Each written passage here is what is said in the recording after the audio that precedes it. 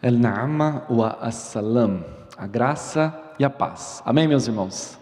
Que alegria estar aqui com vocês nessa noite. É uma alegria imensa, uma igreja que, se você não me conhece, se você chegou aqui nos últimos anos, mas eu e minha família, nós somos missionários abraçados por essa igreja, acho que já desde 2014 ou 15, que você tem orado por nós, que você tem ofertado para que o Evangelho de Cristo Jesus chegue ao Oriente Médio.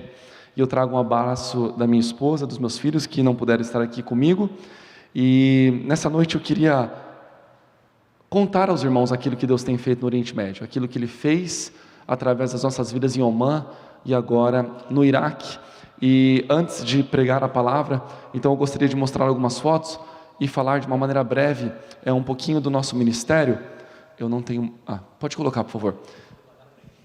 Vai passar na frente? Tá, joia. Bom, nós estamos no Oriente Médio já desde 2010. Somos missionários da APMT, a Agência Presbiteriana de Missões Transculturais, a agência da nossa denominação. Sou formado no JMC, o reverendo Jonoel Manuel Conceição, em São Paulo. E desde 2010 estamos no Oriente Médio. Pode passar o próximo slide? Então, só a foto da minha família para que os irmãos se lembrem. A minha esposa já veio aqui, acho que nas primeiras vezes, mas era somente eu e ela, né? E aí nós estamos no mundo árabe, né? E vendo todo mundo ali crescer e multiplicar, né? 5, 6, 7, 10 filhos. A gente está no caminho, mas assim, o nosso plano é 2. E Deus então deu um terceiro para a gente está muito feliz. O Benjamin, o menorzinho, de 8 meses. O Lucas, o maior, de 7 meses. E a minha princesinha Emily, de 3 anos, e a Raquel, minha esposa. Estamos servindo, no próximo slide você vai ver um mapa do Oriente Médio. Então nós servimos desde 2010, na região, você pega o Oriente Médio, corta ele no meio e olha para baixo dele. Você vai ver o número 4 ali, o Kuwait, a Arábia Saudita, o número 1, Bahrein, o Catar, o número 7, Emirados Árabes, Omã e o Iêmen. Essa região do Golfo Pérsico é uma região muito diferente da região norte do Oriente Médio. Porque os missionários, para entrar na Península Arábica, eles precisam de uma profissão. Porque você só entra lá com visto de trabalho. Na região norte, que eu vou falar daqui a pouco, é uma região muito sofrida, uma região economicamente, a questão de guerras. Então, as ações sociais são muito fortes. Então, existem muitas ONGs. Então, os pastores missionários usam essas ONGs para estar no país trabalhando. Mas no Golfo não é possível. E nós servimos ali desde 2010 em Omã. Sempre que eu vim aqui, eu não podia falar o nome do país por motivo de segurança. Hoje eu posso falar, porque eu já não estou mais lá e infelizmente não posso mais voltar para lá, né? E servimos ali, você pode estar pensando, mas como que você falava de Jesus num país onde todo mundo é muçulmano, são árabes, e nesses países é proibida a evangelização, né? Então falar de Jesus é um crime pela lei. Então olha que oportunidade que nós temos aqui no Brasil, né? Hoje, quando eu estava indo de Uber na igreja do Bairro Alto, eu estava com o Uber do meu lado, e ali 10, 15 minutos, eu falei, a minha conversa com esse homem pode decidir a eternidade dele. Isso é muito sério. Então, sem conhecer essa pessoa, eu tenho essa liberdade no Brasil. Eu comecei a falar para ele, como está seu relacionamento com Deus? Aí ele olhou assim para mim, eu não falei de igreja, como está seu relacionamento com Deus? Então a gente teve uma conversa muito boa, né? E eu pude então falar um pouco da fé em Jesus Cristo. Então, nesses países nós não temos essa oportunidade, né? Então a gente precisa ser amigo da pessoa para ver uma diferença na sua vida, e ela começa a perguntar. E a gente tentou alcançar o máximo de pessoas em Omã, as pessoas que moram na cidade, mas existem muitas pessoas que moram em vilarejos e outras que moram no deserto, né? E no deserto era a parte mais divertida e ao mesmo tempo perigosa, porque eu ia para o deserto com a minha esposa, ficávamos ali 4, 5 dias em cima de uma duna, esperando uma caravana de beduínos passar, né? Então eu torcia para que fosse nos primeiros dias, porque o sol é muito forte, tempestade de areia às vezes acontece, e poder conversar com essas pessoas e transmitir o amor de Cristo para elas era uma coisa fenomenal, porque o Evangelho nunca tinha chegado, né, nesses lugares, nesses vilarejos e no deserto. E aí talvez você esteja se perguntando, mas como que você entrava nesse país, se você é pastor missionário e você tinha que trabalhar lá? Bom, a gente tinha uma academia de futebol, que é o próximo slide. Antes de ir para o seminário, já pensando em alcançar os não alcançados, eu fiz uma faculdade. Sou formado em Educação Física, com especialização em futebol, né? O número 10 é a faixa de capitão aqui, com certeza, quando eu vou jogar. Então, o brasileiro ama futebol. E então eu abri essa academia e os romanos ficavam doidos. Um brasileiro ensinando futebol aqui, então eles queriam sempre matricular o filho na nossa academia. Então isso era muito bom. E ali no trabalho é onde a gente começava o nosso ministério. Às vezes as pessoas me perguntam, mas qual que é o método de evangelismo que funciona lá? Quem sabe eu não uso esse método aqui na igreja, né? E aí a gente também começa a crescer, né? Às vezes a gente quer trocar informações. E eu falo, peraí, mas método de evangelismo? Aquilo que eu mais fiz foi aquilo que o Evangelho me mostra. É uma coisa tão simples, e às vezes a gente complica muito. Eu vivia Jesus nesse lugar, e por viver Jesus nesse lugar, as pessoas viam uma diferença de vida.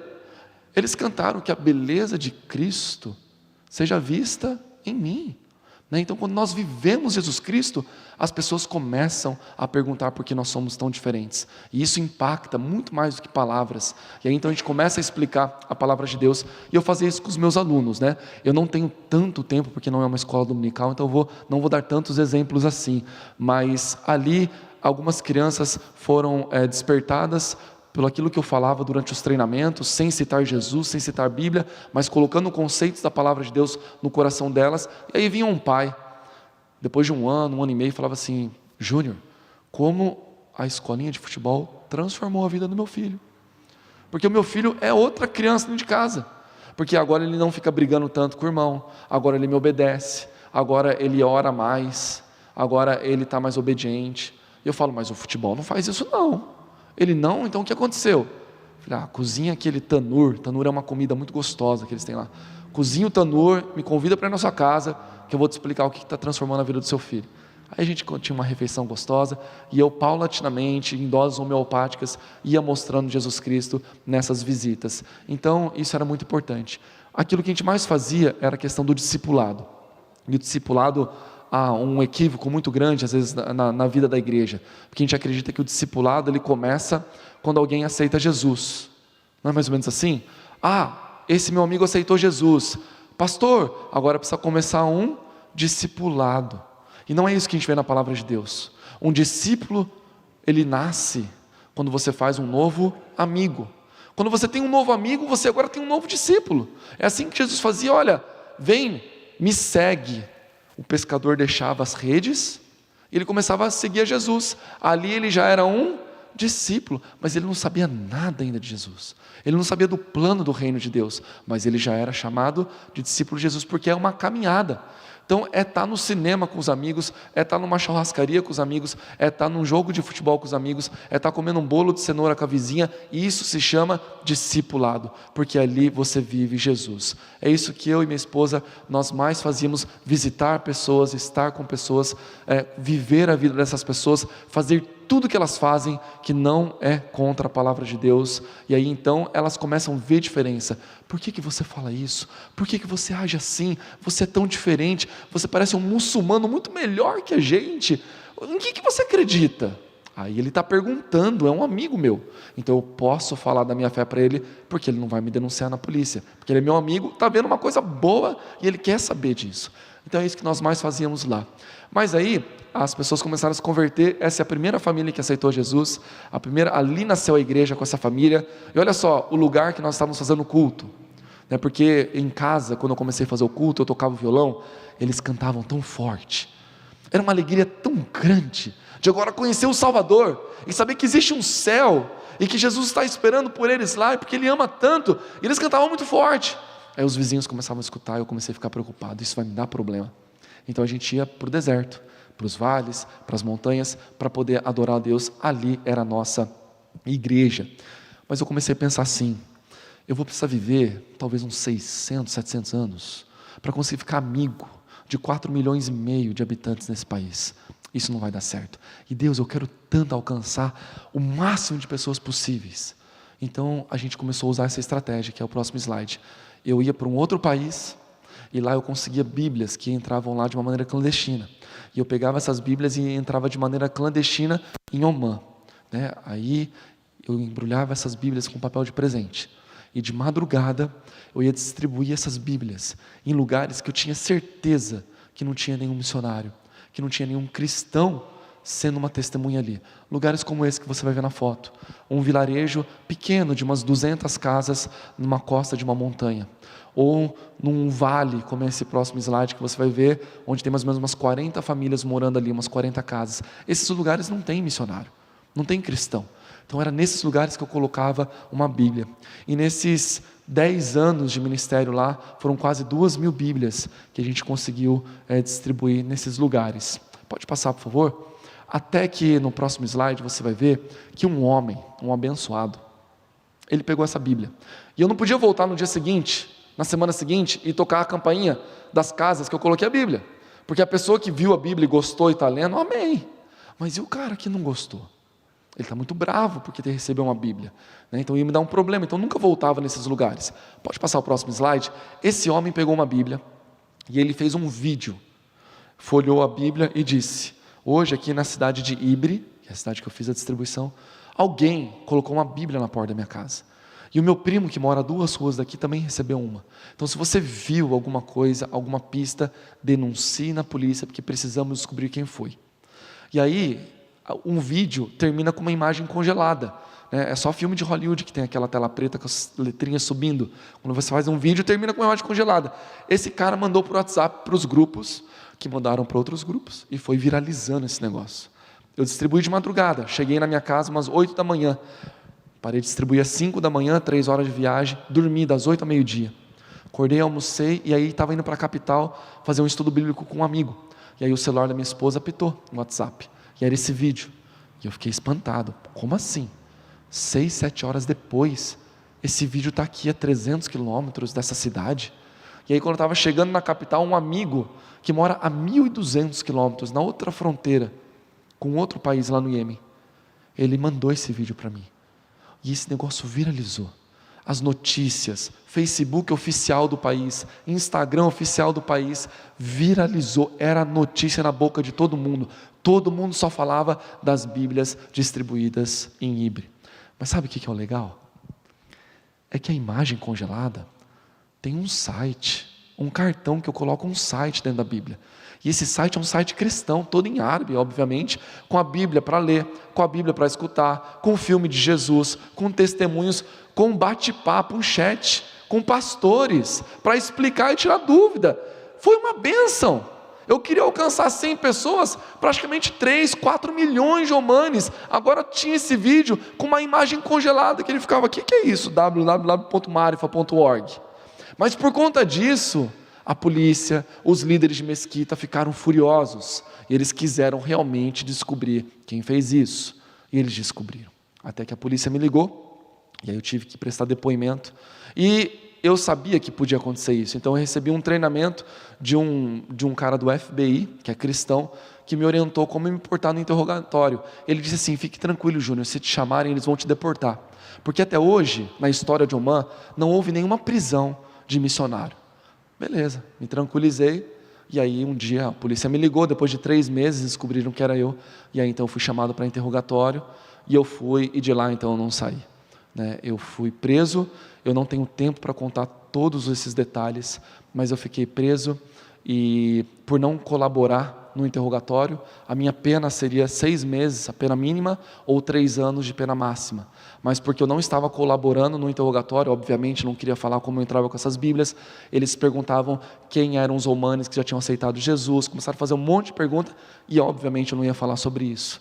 Então eles falaram: agora você está obstruindo a justiça, então você vai ficar preso 7 anos. E era uma tortura muito grande, até psicológica, que é pior do que a física, onde eles começavam a falar o nome do meu filho, a minha filha, que tinha 40 dias de idade, então falava: agora você vai ver o seu filho com 12 anos, você vai perder os primeiros passos, você vai perder as primeiras palavras da sua filha, todo mundo vai ter vergonha porque você vai estar preso, colabora. E eu pude então testemunhar, contar a história de Saulo, falar de Cristo para ele, e isso só trouxe mais raiva, até então que eles me colocaram numa solitária, e eu fiquei ali por 10 dias, num lugar que eu não desejo para ninguém, um lugar horroroso, um lugar cheio de barata, de formiga, onde eu não tinha uma escova de dente, eu não tinha sabonete, eu não tinha papel higiênico, eu não tinha uma cama para dormir, eram somente muitas luzes que ficavam ligadas 24 horas para eu perder a noção, né, do dia, da noite e tentar arrancar as informações de mim. Deus foi glorificado. Deus foi glorificado tudo nisso. Tudo que eu estou contando é para a glória dele. Ele fez um grande milagre. Por isso eu estou aqui hoje contando essa história. Eu não conto, obviamente, que milagre é esse, porque eu quero que você, no próximo slide, você vai ver, não está nesse slide, está lá no final, mas não tem problema. Eu escrevi um livro, chamado 10 anos em 10 dias. Esse ministério de Oman é 10 anos contado em 10 dias, que eu fiquei numa solitária. E toda a renda desse livro, ela é investida 100%, isso, é esse livro. Nesse livro eu conto como é que foi esse milagre que Deus fez que me tirou de lá. Então por isso que eu não estou contando aqui, para que todo mundo compre o livro. Tá? Mas não é para me dar lucro não, meus irmãos, porque 100% do valor do livro eu estou investindo nesse próximo projeto que nós começamos agora no Iraque. Eu fui deportado, depois desse milagre que Deus fez, e aí cheguei no Brasil e fiquei 1 ano me tratando, porque eu estava cheio de traumas psicológicos, emocionais, graves, de tudo isso que eu sofri, minha esposa também.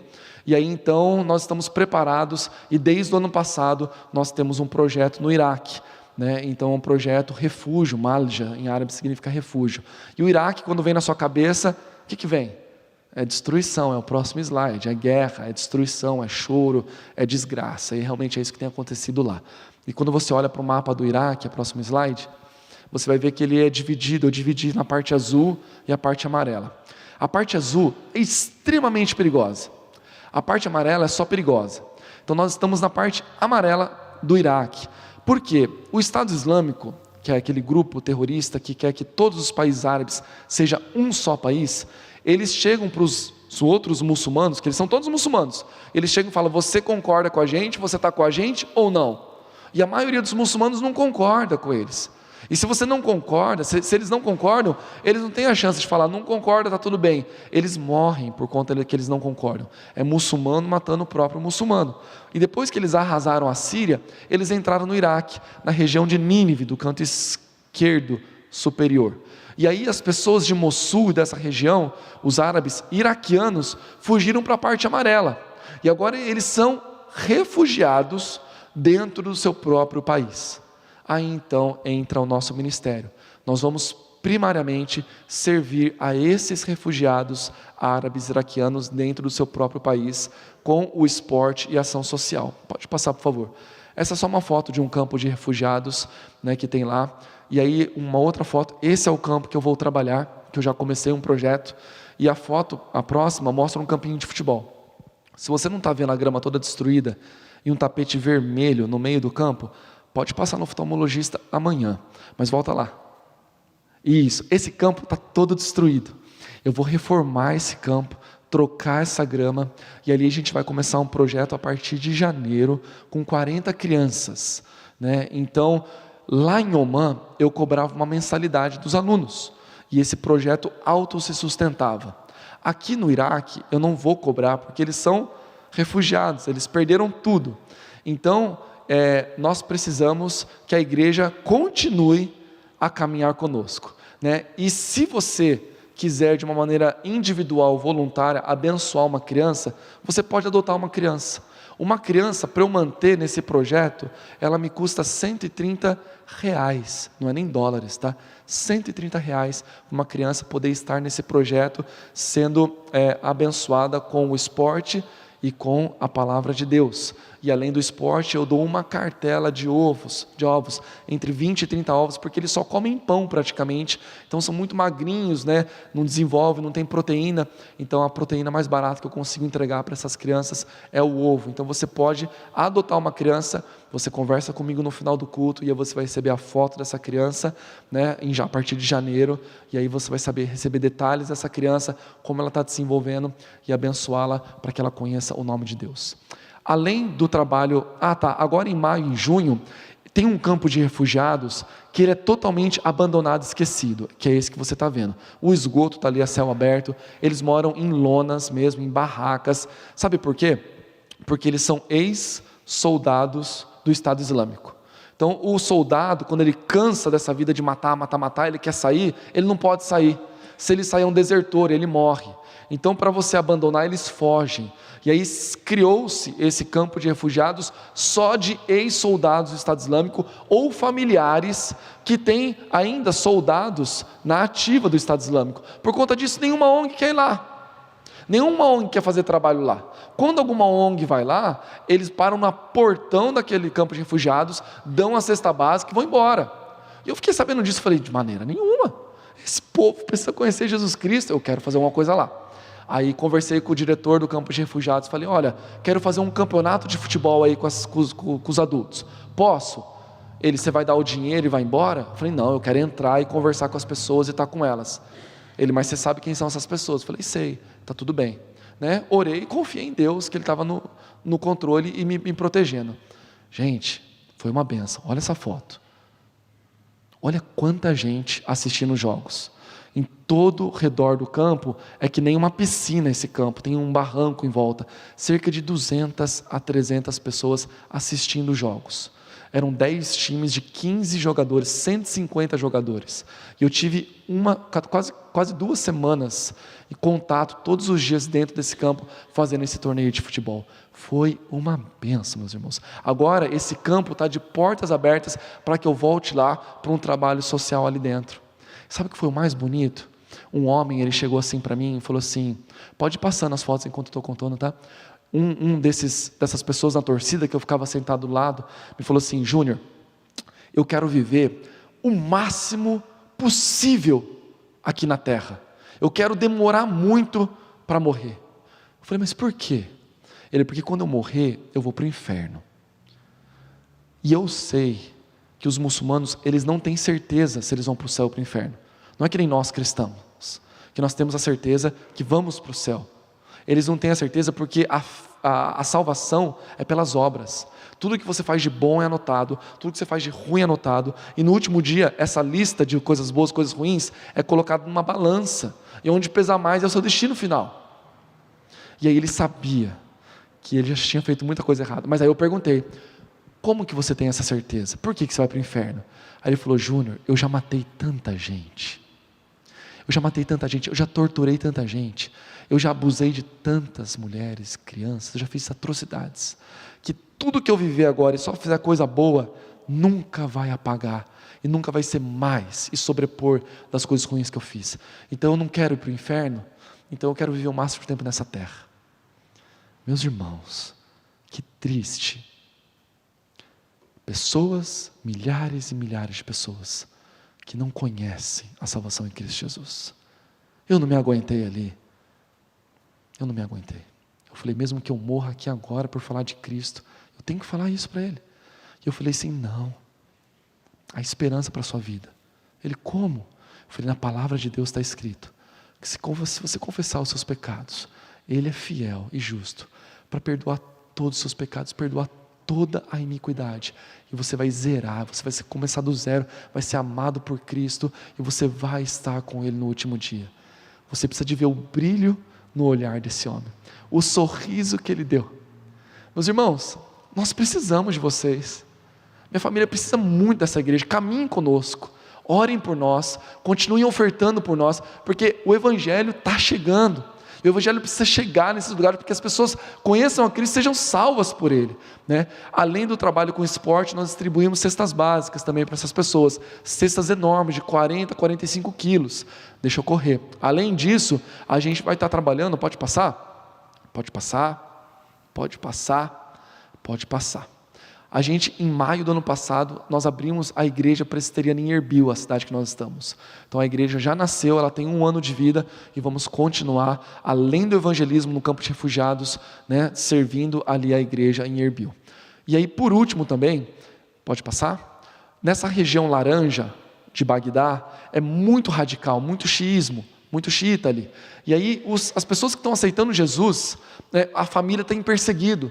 E aí tortura para a pessoa negar Jesus, eles não negam. E muitos novos convertidos estão morrendo, né? Mas os que estão sobrevivendo à tortura e conseguem fugir, eles escapam e fogem lá para a parte amarela, bem longe da família. E aí eles chegam lá, eles começam a morar na rua. Ninguém quer cuidar dessas pessoas, porque não acreditam que essas pessoas agora são cristãs. Assim como ninguém acreditava muito quando Saulo se converteu. E aí nós agora estamos achando, mapeando essas pessoas e colocando elas numa casa refúgio, que nós estamos alugando uma casa, né? Então a gente coloca esse novo convertido perseguido ali, para ele recomeçar a vida dele. Olha, fica 3, 4, 5 meses aqui, vamos discipular, te ensinar mais da palavra de Deus, você é um novo convertido, frequenta a igreja, vamos tentar te reinserir no mercado de trabalho, para que você agora tenha uma nova vida aqui nessa região do país. Então, 3 viés esse projeto no Iraque que já está acontecendo: o trabalho com ação social, esporte em campos de refugiados, o trabalho com a igreja e o trabalho com os novos convertidos perseguidos. Orem, meus irmãos, muito por esse trabalho. E se no final do culto você quiser adotar uma criança, fala comigo no salão social. Se quiser adquirir um livro, está lá também no salão social, tá bom? Abaixe sua cabeça, vamos orar. Fale com Deus agora, você e Ele. Peça para que Ele fale muito ao seu coração agora através da sua palavra. Que toda preocupação, toda ansiedade, todo preconceito, seja o que estiver no seu coração que possa atrapalhar agora a palavra, possa cair por terra, e que o Santo Espírito fale ao seu coração de uma maneira muito poderosa através da palavra dEle. Obrigado, Deus, pela liberdade que temos aqui no Brasil. Obrigado porque eu não estou nem um pouco preocupado se a polícia vai chegar aqui batendo o pé na porta e nos prendendo por amar a Cristo Jesus. Que alegria, Senhor. Deus, os nossos irmãos têm sofrido tanto em Omã, no Iraque, tantos países árabes, por não ter essa liberdade, ó Deus. Mas eles estão tão felizes, porque eles têm a liberdade do pecado em Cristo Jesus, Pai. Ó Deus, nos dê cada vez mais alegria de vir à igreja, nos dê mais prazer na Tua palavra, Pai, que nós temos na nossa frente, na nossa língua, temos tantas versões na nossa casa, ó Pai, que possamos nos deleitar mais nas Suas palavras, ó Pai. Esse é um grande milagre na nossa vida, a Tua palavra revelada, e podemos escutar a Sua voz. Deus abençoa essa igreja, Senhor, para que ela seja cada vez mais missionária aqui nesse bairro, nessa cidade, até os confins da terra, ó Pai. Nós te louvamos e te adoramos nessa noite, ó Pai. Que toda honra e glória seja somente para o Teu nome, ó Pai. Fala ao nosso coração de uma maneira poderosa para a glória do Seu nome, em nome de Jesus. Amém, Senhor. Meus irmãos, um homem chamado Haik Meher, iraniano, lá no Irã. Ele muçulmano, obviamente, no Irã. E ele, na sua juventude, ele ouviu sobre Cristo Jesus, sobre a Bíblia, teve acesso a uma Bíblia, e ele foi salvo por Cristo Jesus. E aí então ele começa a falar da sua fé para as pessoas. Ele percebe que ele precisa de mais estudo, ele quer ser um pastor, e ele sai do Irã, e ele vai até um outro país, e ele volta depois de fazer um seminário como pastor. E na década de 60, em 1964 mais precisamente, ele planta uma das primeiras igrejas reformadas ali no Irã. E ele conhece um outro pastor, o pastor Mehdi, e eles então começam a proclamar muito sobre a graça de Cristo Jesus. E o governo e a polícia começam a ficar muito incomodada com isso, e aí começa a barrar, começa a perseguir, e são proibidos de falar de Cristo Jesus. E o pastor Haik Meher, ele não escutou isso e ficou acomodado, mas ele foi até as Nações Unidas, chamou a atenção da mídia internacional, falou assim: olhem com mais carinho para o Irã, porque nós lá não temos liberdade religiosa. E depois de muita pressão internacional, abriu-se então essa liberdade religiosa no Irã. Eles começaram a pregar cada vez mais e poder exercer o culto, a adoração a Cristo Jesus. Mas o tempo foi passando e o governo novamente começou a perseguir muito a igreja, até que então eles prenderam o pastor Mehdi, e o pastor Mehdi ele foi condenado à forca. O pastor Haik Meher mais uma vez não se acomodou, foi novamente às Nações Unidas, chamou a atenção da mídia internacional, e depois de muita pressão, o pastor Mehdi ele não foi enforcado, mas ele foi solto. A questão é que algumas semanas passaram e o pastor Mehdi ele foi sequestrado. E dias depois, o corpo do pastor Mehdi foi lançado na porta da sua casa, brutalmente assassinado. O pastor Heickmeyer ficou chocado com aquilo. A questão é que outros dias depois, o pastor Heickmeyer também foi sequestrado. E dias depois, o corpo do pastor Heickmeyer foi lançado na porta da sua casa, brutalmente assassinado. Meus irmãos, quando eu vejo para o Brasil, quando eu olho para a nossa nação, quando eu olho para a nossa cultura, quando eu olho para a nossa filosofia de vida, eu percebo que nós brasileiros estamos extremamente comprometidos com 3 coisas: com conforto, com saúde e com segurança. Já parou para pensar nisso? O brasileiro não gosta muito de conforto. A gente não quer sempre uma casa maior, uma casa melhor, um carro melhor. A gente tem um celular que está funcionando muito bem, mas lançou um novo com uma câmera melhor, que faz uma selfie melhor, e a gente troca de celular, e a gente busca muito conforto. A nossa televisão é maravilhosa, mas a Copa do Mundo está chegando, então eu preciso de uma televisão maior, melhor, para assistir o Neymar meter gol. E a gente sempre quer muito conforto. É uma coisa muito boa, é muito boa. A gente busca muito a saúde. A gente paga talvez um convênio, a gente paga bons médicos, a gente investe em uma comida saudável, a gente vai na academia, a gente quer muita saúde. Isso é uma coisa muito boa. E a gente quer muita segurança. A nossa casa é segura, o nosso carro é seguro, a gente quer segurança para o futuro. A gente investe nosso dinheiro, a gente poupa, a gente aplica, nós estamos querendo coisas boas. E meus irmãos, quando nós temos conforto, segurança e saúde, nós temos sucesso. Essa é a perspectiva brasileira, não é? Quando você vê uma pessoa saindo de um condomínio, ou andando num carro maravilhoso, você vira e pensa assim, nossa, essa pessoa é uma pessoa de sucesso, né? Concordando ou não, mas essa é a nossa realidade. A questão é que esse pensamento, essa cultura, ela está também presente agora dentro da nossa igreja. E a gente vai ver no texto bíblico, que muitas vezes nós estamos correndo atrás das coisas erradas, porque e se a Bíblia não diz que esse sucesso é a vontade de Deus? Eu estava conversando com um amigo meu americano, que trabalha numa universidade cristã nos Estados Unidos. E essa universidade cristã, todas as férias de verão, eles vão para algum lugar fazer missões. Mas eles proibiram agora dos universitários, dos alunos, fazerem viagens missionárias ao Oriente Médio.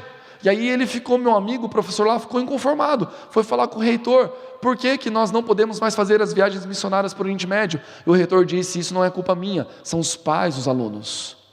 Eles vieram aqui e proibiram. Mas por quê? Os pais falaram, porque é muito perigoso, não há segurança. Percebe que isso tem determinado o nosso dia a dia, o nosso caminhar, a nossa forma de viver? Mas quando nós olhamos para Filipenses, abra comigo, no capítulo 1, a partir do versículo 12, nós vemos que o ponto do sucesso bíblico não é conforto, saúde e segurança. Paulo, quando escreve a carta aos Filipenses, ele estava preso, meus irmãos, sem conforto, com pouca saúde, com pouca segurança, mas ele diz essas palavras maravilhosas a partir do versículo 12, quero ainda, irmãos, cientificar-vos de que as coisas que me aconteceram têm antes contribuído para o progresso do Evangelho, de maneira que as minhas cadeias em Cristo se tornaram conhecidas de toda a guarda pretoriana e de todos os demais. E a maioria dos irmãos, estimulados no Senhor por minhas algemas, ousam falar com mais desassombro a palavra de Deus. Alguns efetivamente proclamam a Cristo por inveja e porfia, outros porém o fazem de boa vontade. Estes por amor, sabendo que estou incumbido da defesa do Evangelho. Aqueles contudo pregam a Cristo por discórdia, insinceramente julgando suscitar tribulação às minhas cadeias. Todavia, que importa? Uma vez que Cristo de qualquer modo está sendo pregado, quer por pretexto, quer por verdade, também com isso me regozijo, sim, sempre me regozijarei, porque estou certo de que isto mesmo, pela vossa súplica e pela provisão do Espírito de Jesus Cristo, me redundará em libertação, segundo a minha ardente expectativa e esperança, de que em nada serei envergonhado, antes com toda a ousadia, como sempre, também agora será Cristo engrandecido no meu corpo, quer pela vida, quer pela morte. Porquanto, Para mim o viver é Cristo e o morrer é lucro. Entretanto, se o viver na carne traz fruto para o meu trabalho, já não sei o que hei de escolher. Ora, de um e outro lado estou constrangido, tendo desejo de partir e estar com Cristo, o que é incomparavelmente melhor. Mas por vossa causa é mais necessário permanecer na carne. E convencido disso, estou certo de que ficarei e permanecerei com todos vós para o vosso progresso e gozo da fé, a fim de que aumente quanto a mim o motivo de vos gloriardes em Cristo Jesus, pela minha presença de novo convosco. Vivei acima de tudo por modo digno do Evangelho de Cristo, para que, ou indo ver-vos ou estando ausente, ouça no tocante a vós outros que estáis firmes em um só Espírito, como uma só alma, lutando juntos pela fé evangélica, e que em nada estáis intimidados pelos adversários. Pois o que é para eles prova de evidente de perdição, é para vós outros de salvação, e isso da parte de Deus, porque vos foi concedida a graça de padecerdes por Cristo, e não somente de crerdes nele, pois tendes o mesmo combate que vistes em mim, e ainda agora ouvis que é o meu. Meus irmãos, quando nós olhamos para esse texto, a gente percebe que, em primeiro lugar, uma vida de sucesso, biblicamente, é quando nós vivemos para Cristo Jesus. Viver por Cristo Jesus. E eu te pergunto, Jesus Cristo é a sua vida? E automaticamente nós cristãos, aqui da igreja presbiteriana de Silva Jardim, eu tenho certeza que no seu coração você está dizendo assim: sim, Jesus Cristo é a minha vida.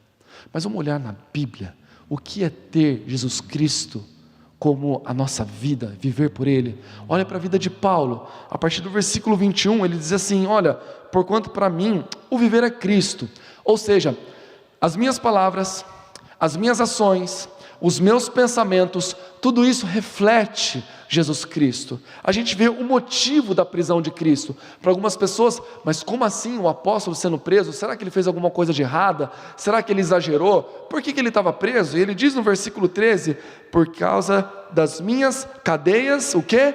Em Cristo. O motivo da prisão de Paulo foi porque ele realmente obedecia a palavra de Deus, que era pregue o Evangelho, por ele estar sendo fiel a Cristo Jesus, fazendo o que Cristo pedia para que ele fizesse. Ele foi preso, era por conta de Cristo Jesus. A gente vê no versículo 20, ele fala: olha, eu quero que Cristo seja engrandecido no meu corpo, se eu viver ou morrer, o importante é o quê?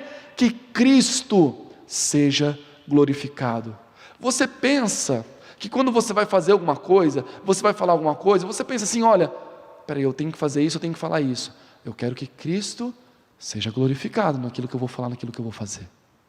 Tudo o que Paulo fazia era pensando na glória de Cristo. O versículo 23 ainda diz assim: olha, eu tenho um desejo de partir e estar com Cristo. Que desejo interessante, de estar com Cristo.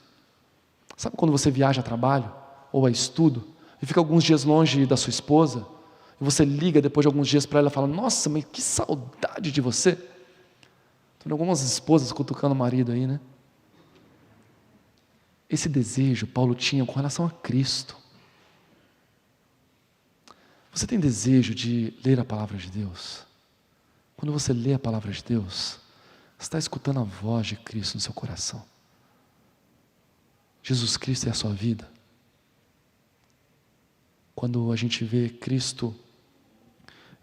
quando a gente vê Paulo falar no capítulo 3 sobre os falsos mestres, esses falsos mestres já começavam a definir o que era sucesso naqueles dias, assim como nós temos a definição de sucesso nos nossos dias. Folheia só a página, vai no capítulo 3, a partir do versículo 5, Paulo fala com esses falsos mestres que estavam decidindo aquilo que era o sucesso, aquilo que eles tinham que ser e ter para ter a Deus. E Paulo fala: olha para a minha vida.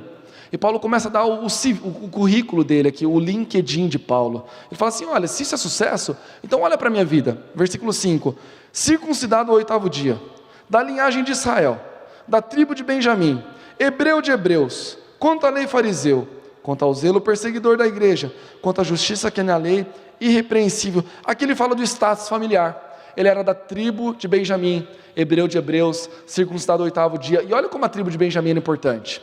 A tribo de Benjamim foi a tribo que concedeu o quê? O primeiro rei de Israel, chamado como? Saul, o nome hebraico. Quando você joga no grego, vira Saulo.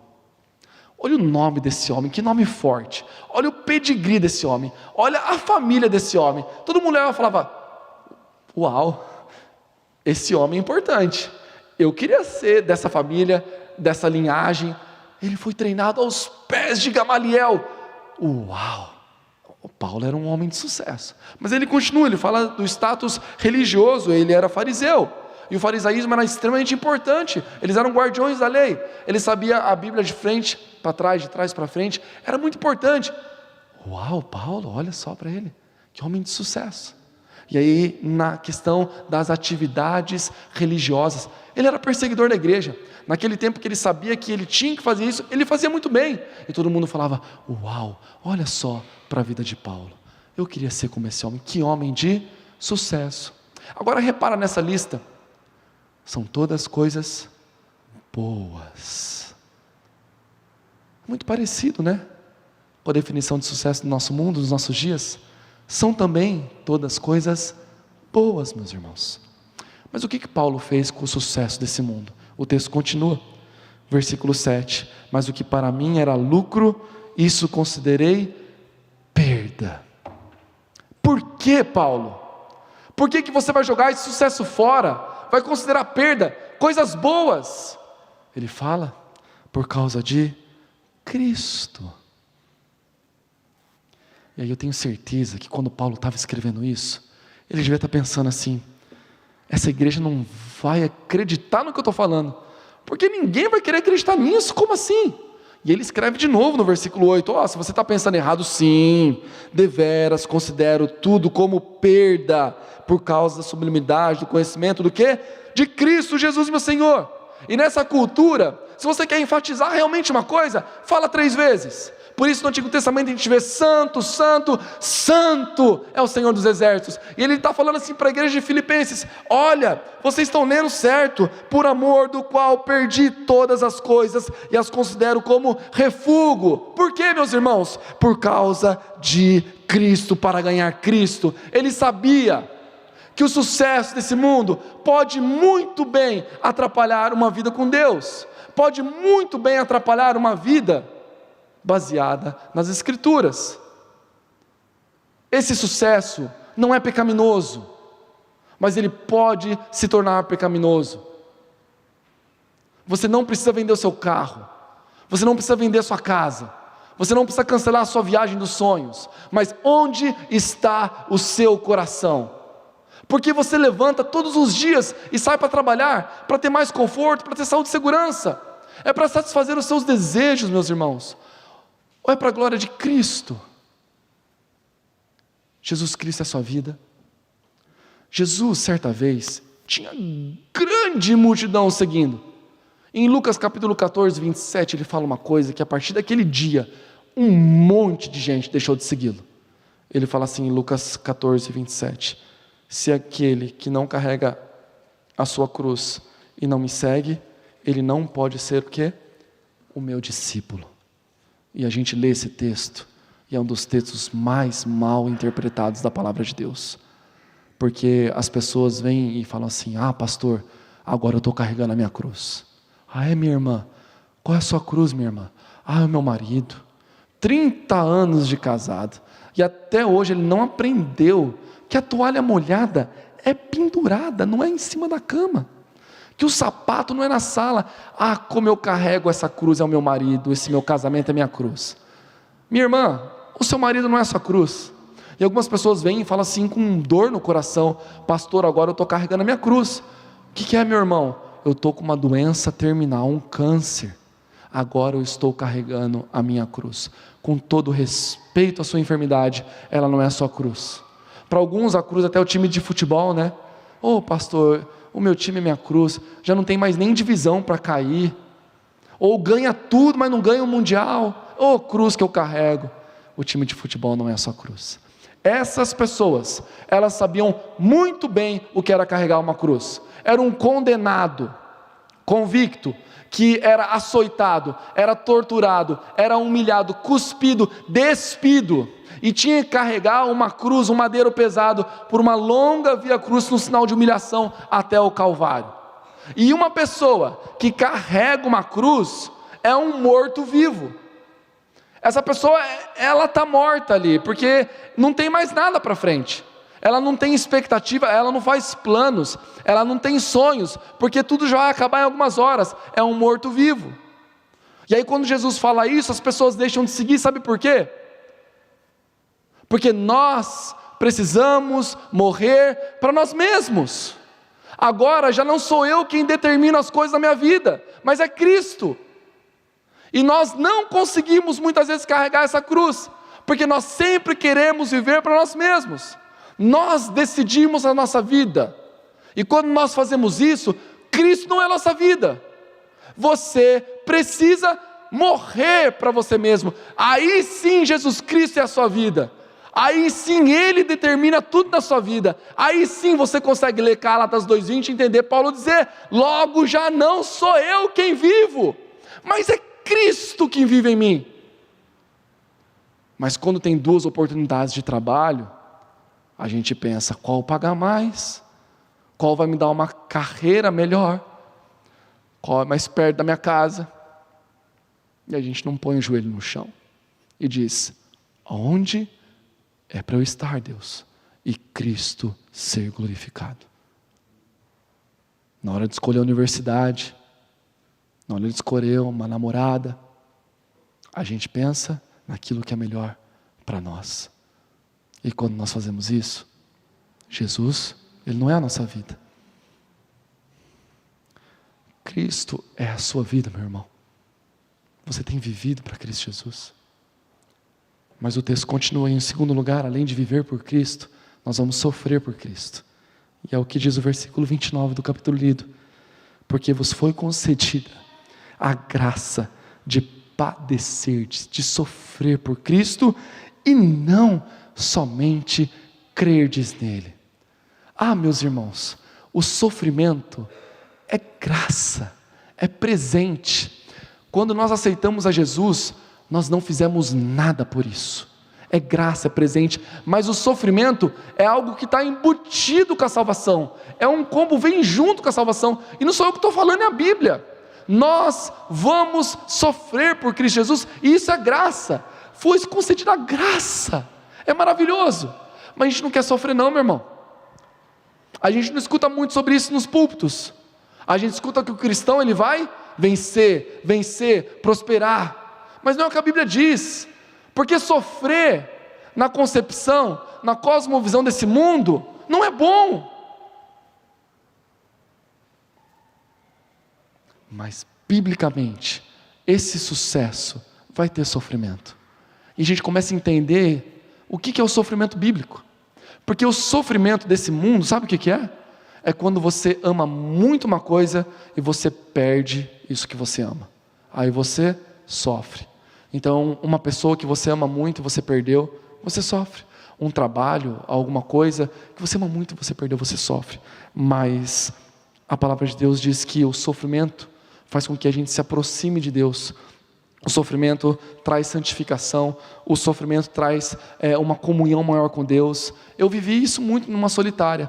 Quando eu estava 10 dias lá, eu não tinha ninguém para recorrer, eu não tinha ninguém para conversar, eu não tinha ninguém, eu só tinha somente Cristo. E foi maravilhoso. Foram os dias que eu mais orei. Como o sofrimento fez bem para minha vida. Eu tornei um homem de mais fé, de mais oração, de mais busca, de mais adoração. Como o sofrimento mudou muitas perspectivas na minha vida. Esse é o primeiro motivo do sofrimento. Deus ele trabalha no nosso coração.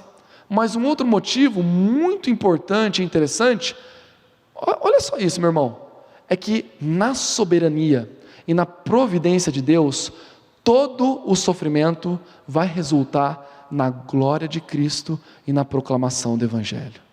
É isso que aconteceu com Paulo no versículo 12. Irmãos, eu quero cientificar-vos que as coisas que me aconteceram têm o quê?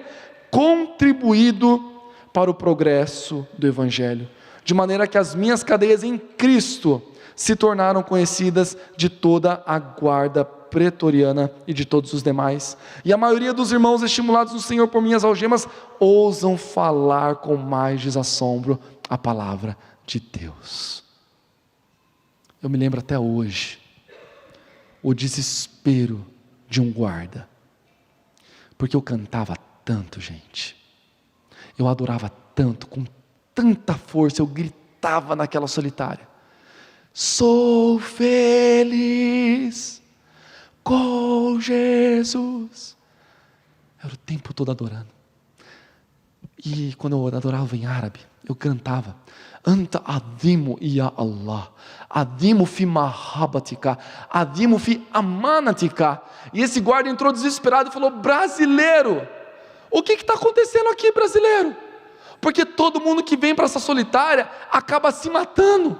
As pessoas que vêm para essa solitária, elas ficam depressivas, elas choram, elas dormem, e você está cantando e lá no corredor eu não aguento mais escutar que Deus é grandioso, anta adimu, e que é adimu fi mahabatika, em amor, fi amanatika, em fidelidade. Que Deus que está dando amor, que amor é esse? Que fidelidade é essa? E eu olho para o seu rosto, eu vejo alegria, vejo paz, e eu não consigo entender isso. Que Deus é esse, brasileiro? Porque esse Deus não é o Deus que eu adoro. Senta aqui, vamos conversar. O nome de Cristo foi glorificado, foi proclamado na dor e no sofrimento. Por isso, meu irmão, comece a entender melhor o sofrimento que Deus tem colocado na sua vida. Eu não sei o que você está passando, mas eu sei que é difícil. Tem dor, tem lágrima, mas Deus te dá oportunidades de fazer o nome dele conhecido através do sofrimento. Já parou para pensar que quando você convida um vizinho seu para vir na igreja, ele olha para a sua vida e ele olha o seu carro e ele pensa, ele não fala, ele fala, ele pensa: olha o seu carro e olha o meu, olha a sua casa, olha a minha, olha que família bonita, olha a minha. Por que eu preciso de Deus? Por que eu preciso ir na sua igreja? Esse é o pensamento muitas vezes dos seus irmãos, dos seus vizinhos. Mas quando esse seu vizinho, ele te visita, e você tem um filho com necessidades especiais, você está exausto no final do dia, e você fala assim: ai Deus, obrigado por mais um dia, o Senhor me deu força para cuidar do meu filho, o Senhor me ama tanto. Isso vai impactar a vida do seu vizinho. Quando você está do lado do caixão da sua esposa, e num culto, ali, fúnebre, você fala: Deus, obrigado, porque você me deu, o Senhor me tirou, louvado, agora ela está num lugar melhor, eu te louvo por isso. Isso vai impactar a vida do seu filho, do seu vizinho.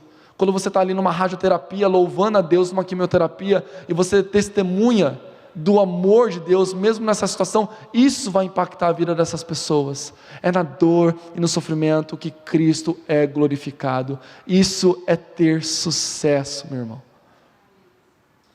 Entenda melhor o sofrimento que Deus coloca no seu coração como uma oportunidade de glorificá-lo e fazer o nome dele conhecido. Mas por último, meus irmãos, além de viver por Cristo e além de sofrer por Cristo, nós, nesse sucesso bíblico, nós vamos morrer por Cristo Jesus. É o que diz de uma maneira muito clara o versículo 21, porquanto para mim o viver é Cristo e o morrer é lucro. É ganho, é vitória, meus irmãos. E esse mundo nunca vai entender isso, porque na visão desse mundo, vitória não é morte, morte não é sucesso, morte é derrota, é fim, é algo horroroso, traz medo, traz angústia. E para nós, a morte é lucro, é ganho e vitória. E nós perdemos isso de perspectiva. Isso não está muito no nosso coração. Nós começamos a ficar com medo da morte. E a gente escuta as pessoas falando: viva essa vida como se fosse, esses dias como se fossem os últimos da sua vida, aproveite ao máximo, experimente tudo que você tem que experimentar, viva da maneira que você queira, porque você só tem essa vida. Então aproveite ao máximo, tenha muito conforto, viaje o mundo, porque essa é a única vida que você tem. Isso é uma grande mentira do diabo.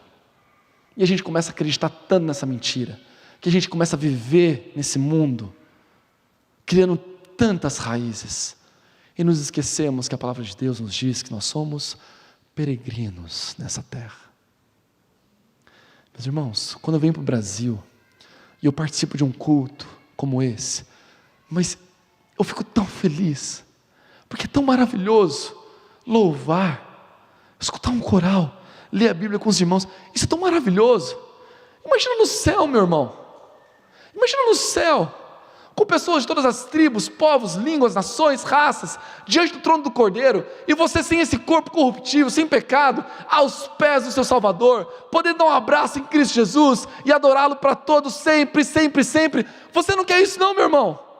Porque eu não vejo a hora desse dia chegar na minha vida. O céu é maravilhoso, e a morte é necessária para estarmos no céu. Não tema a morte. Por favor, não vai abreviar o seu tempo não, hein? Não vai entrar na frente de uma Scania. Mas tenha a perspectiva de pensar nas coisas do alto, e de saber que existe algo muito melhor na sua vida, do que essa que você está vivendo hoje.